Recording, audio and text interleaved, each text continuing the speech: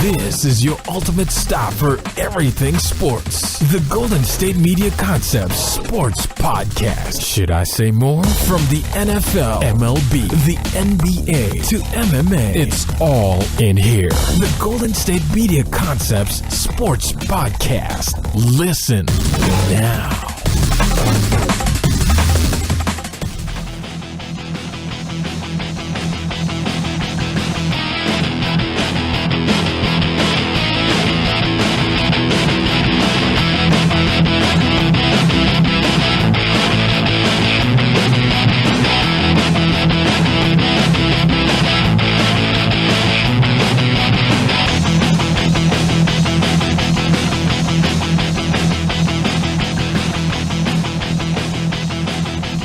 All right, now, thank you for tuning into the GSMC Football Podcast, brought to you by mybookie.ag.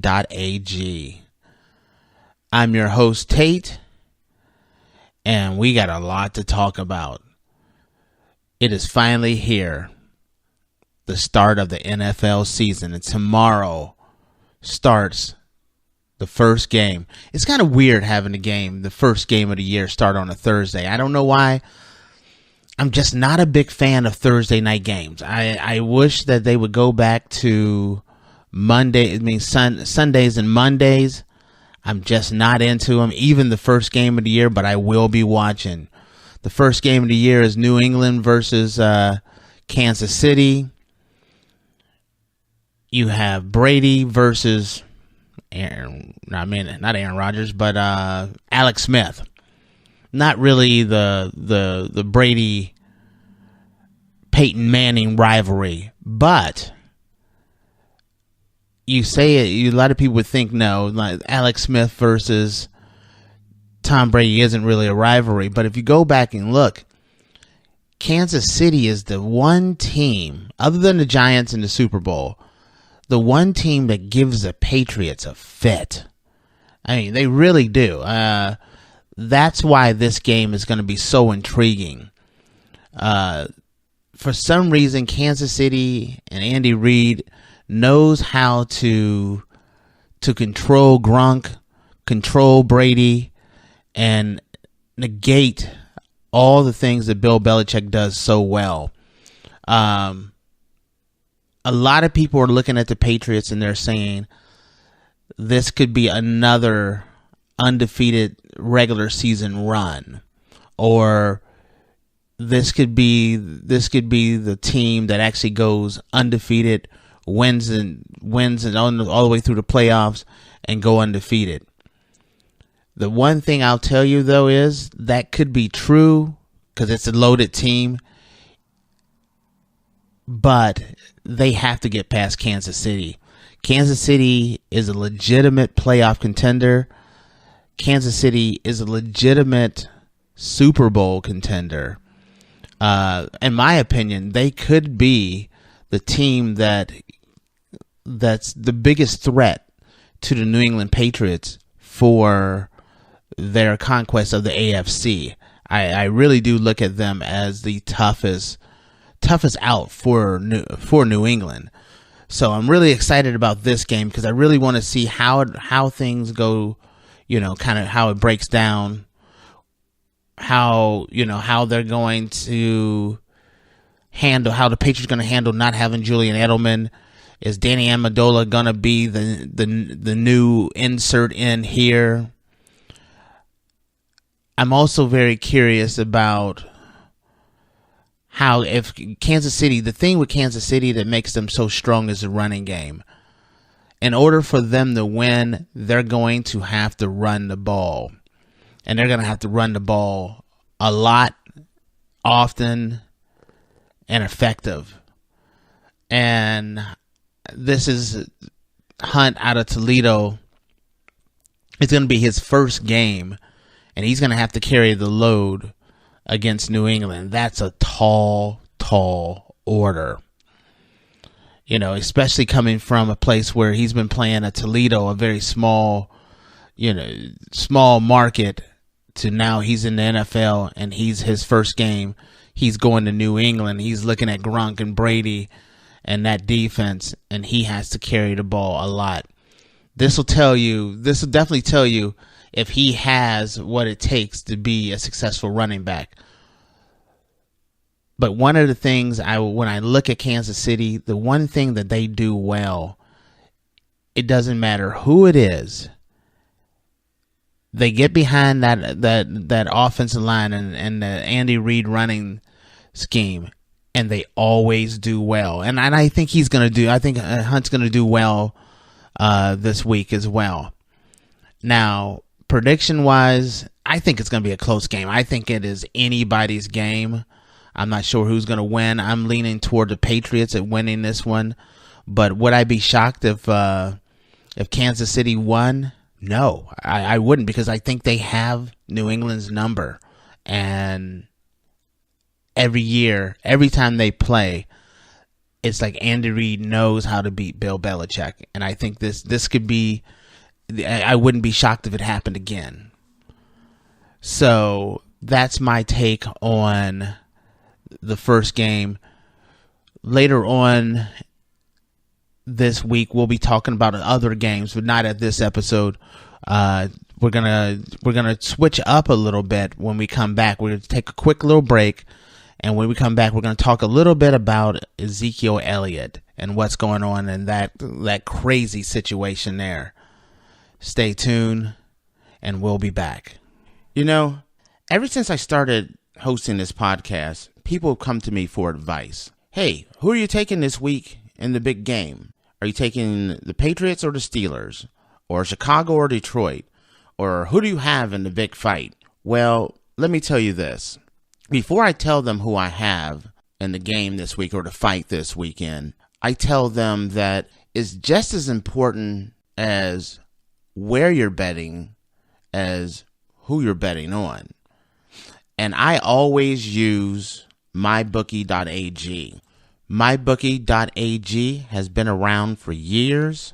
They got a solid reputation. And the most important thing is they pay you out fast. There's nothing worse than winning a big, betting on making the right decision, picking the right team to win, and then you have to jump through all these hoops and hurdles to get paid. You don't have these issues with mybookie.ag. Their payouts is as fast as within 2 days. And that's what I like best about them is I can place my bet, get my win, and collect my money. They have in-game, live betting, and some of the most rewarding perks in the business. They also have an all-new mobile site that makes wagering on the go a breeze. Join now, and MyBookie will match your deposit with a 100% bonus. Use promo code GSMC Sports to activate this offer. Visit mybookie.ag today. You play, you win, you get paid.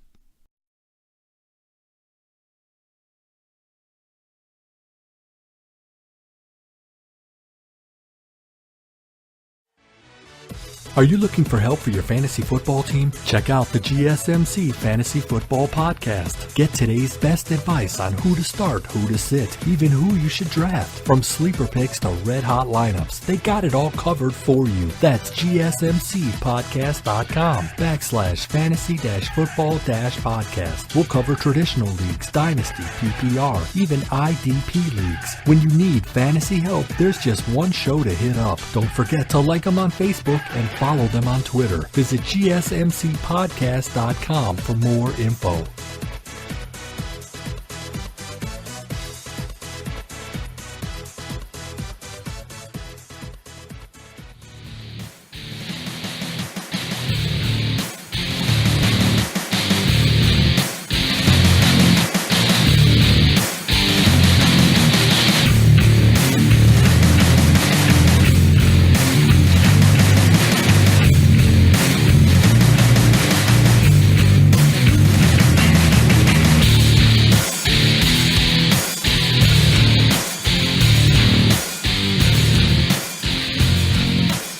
All right, we're back, and the long wait is over on Ezekiel Elliott's appeal. Harold Henderson decided to keep the 6-game suspension of Ezekiel Elliott, and now the real game begins. Crazy situation about this is they said that they did not get the decision in time, so Ezekiel Elliott is going to play the first game of the season. That was a shocker, but I wasn't surprised that they held up this decision. This is the big problem with the way the NFL has this set up. So the appeal process is more about, did Roger Goodell do something and make a mistake? Oh, no, he didn't. Okay, whatever he said goes. It's not a real appeal process. It's a dog and pony show. Roger Goodell makes a decision, and you don't get it reduced, or they give you a token reduction. But in this case, once again, you have a situation where the police investigated this and said the witness is the complaint against Ezekiel Elliott isn't, there's not enough merit to it. The person that's making the accusation is not credible. The NFL investigator who investigated this said the person is not credible. I do not recommend that you would suspend Ezekiel Elliott. Roger Goodell looked at their information, looked at their own NFL investigator and said, 6 games. That's wrong. They're judge, jury, and executioner, and it's a bad look for the NFL. It just makes the NFL look bad. When you look at Deflategate, originally Tom Brady looked bad, New England looked bad, and it was like, okay, here's another Spygate. But after a while, it's just like it changes, and you're looking around and you're saying, man, this is just wrong. What the NFL is doing, and Brady becomes a martyr. The same with Ezekiel Elliott. The way people look at Ezekiel Elliott, I'm already starting to see people are just saying, like, you know what, this is crazy. It shouldn't be this way. It's no longer about the issue of did he or didn't he. It's about what the heck is going on with the NFL and how it just makes Roger Goodell and the NFL look bad. Now, this Ezekiel Elliott had already, before the ruling came in, had filed with the courts a restraining order asking that the judge puts a hold on any decision that Gerald Henderson comes down with that deals with him being suspended, in which they are deciding this. I'm telling you this, mark my words, I think it's going to go like another Brady situation. If the judge grants Ezekiel Elliott the restraining order, he is playing the entire 2017 season. It will not be till next year. Now, with that being said, he will have to serve the 6-game suspension, but it won't be this year. It's going to be next year. As crazy as that may sound, over a year investigation, it's going to be a year investigation before the NFL could come down with a decision. Then it's going to be a whole NFL season before Ezekiel Elliott actually serves even one game of the suspension. And by the time it's all said, it's going to be almost like 2 years. There has to be a better way. It needs to be, one, I don't think the NFL should be in the business of trying people outside of the courts. If the courts say you're not guilty, then you are not guilty, and the NFL should not get involved. It's kind of like if you were working at your job and you got arrested for something. Courts say, "Oh, we're sorry, that was a mistake. You are truly not guilty. But you go to your job and they're saying, "Nope, sorry, you're suspended for 2 weeks. You can't go to work." But I didn't do anything wrong. Sorry, you're suspended for 2 weeks. It makes no sense. They need to have an independent group that investigates it in a fast manner. And then there needs to be another group that brings down the decision, and another group that does the appeal. And they all need to be independent of the players' union. They need to be independent of the NFL. And then no one has anything to say about this.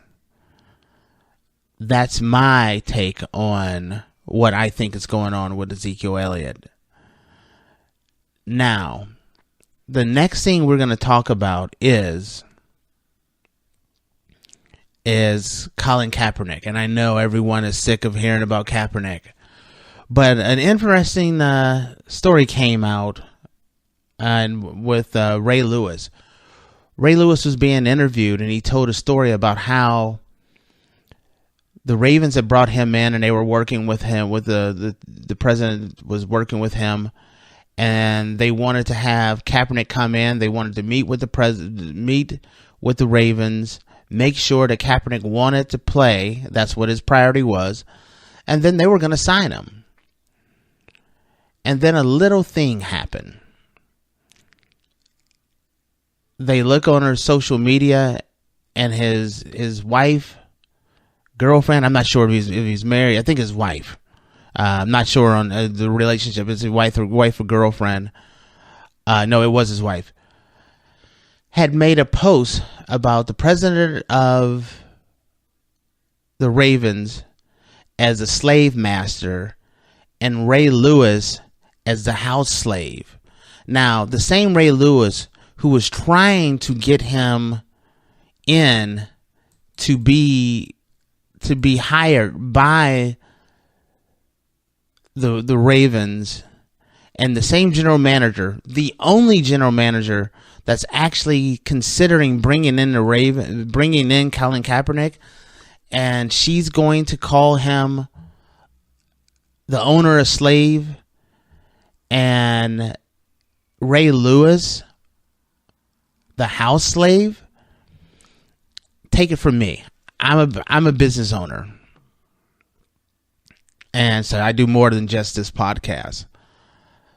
But if I had someone coming aboard, and let's say they were top of the line, like the best, best in the business. If I went to their social media page and I saw that their wife had put me in as the slave master, and my manager or the employee is trying to get the guy hired as a house slave, I would never hire him, ever. And just, I don't know, most of you know this, but I'm an African American male, and so it comes with a different perspective on things.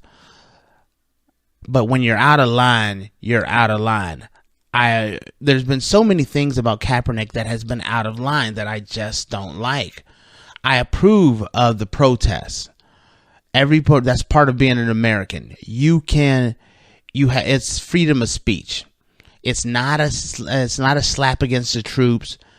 It's trying to bring eyes and attention to something that is going on in this country that needs to be addressed. I didn't have a problem with the protests. But I did have a problem with the fact that he didn't vote. Then, I did have a problem with, not a smart decision to get the 49ers to agree to void your contract. You would already be in the league, but you voided out your contract. Not a smart decision. Your wife making attacks against the only people in the NFL that want to bring you aboard. Not a smart decision. And so when you start looking at these decisions that he's making, it makes you wonder, where is his head at? If I bring him in, Is his head really on being an NFL player? Or is his head somewhere else? I respect the whole concept of wanting to bring attention to a cause. And that should not. People are kneeling during games all over the country.